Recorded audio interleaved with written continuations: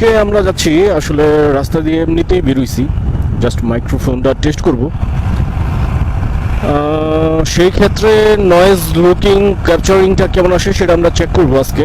তো একটি মাইক্রোফোন কেনা হয়েছে, তো দেখতেই পাচ্ছেন যে ভিডিওটা আসলে নিচের দিকে দিয়ে রাখছি আপাতত সেটটা দেখানোর জন্য, জাস্ট তেমন কিছুই করব না।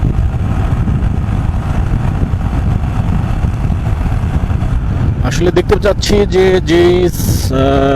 ক্যামেরাটা কিনলাম, এটা কি ক্যামেরা কিনছি সেটা অবশ্যই দেখার জন্য ভিডিওটি সম্পূর্ণ দেখতে হবে। ভিডিওর মধ্যে বলে দিব এবং চেষ্টা করবো এই ক্যামেরাটা রিভিউ দেওয়ার জন্য আপনাদেরকে। ক্যামেরা, তারপর হচ্ছে ব্যাটারি, এক্সট্রা ব্যাটারি আর কি, তারপর এক্সট্রা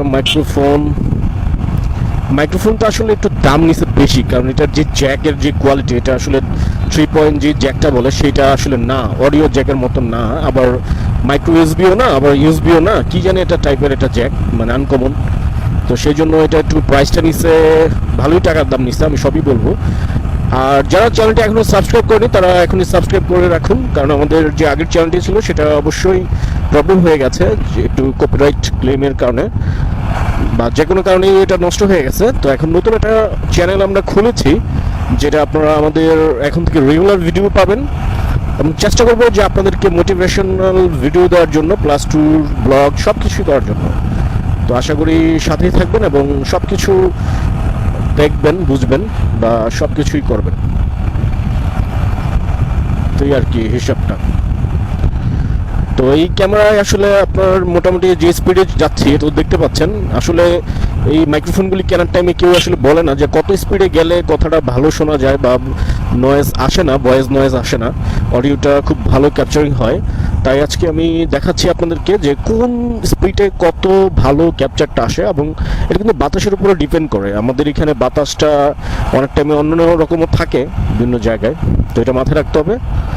আর এই যে দেখুন রাজনগর চৌরাস্তা চলে আসছি, মানে যেহেতু এটা ত্রিপল রাস্তা, মানে তিনমুখী রাস্তা, অবশ্যই ডানে দেখে নেবেন, অনেক টাইমে বাম থেকেও চলে আসে, তাই আমি থামবো।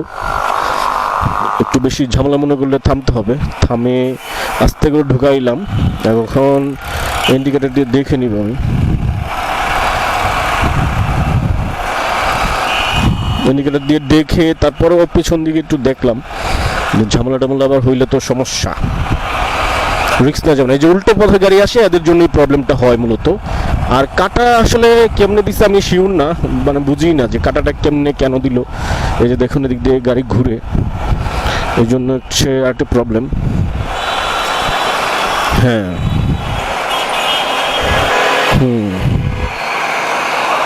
এটাই মেন সমস্যা হয়ে গেছে এখন।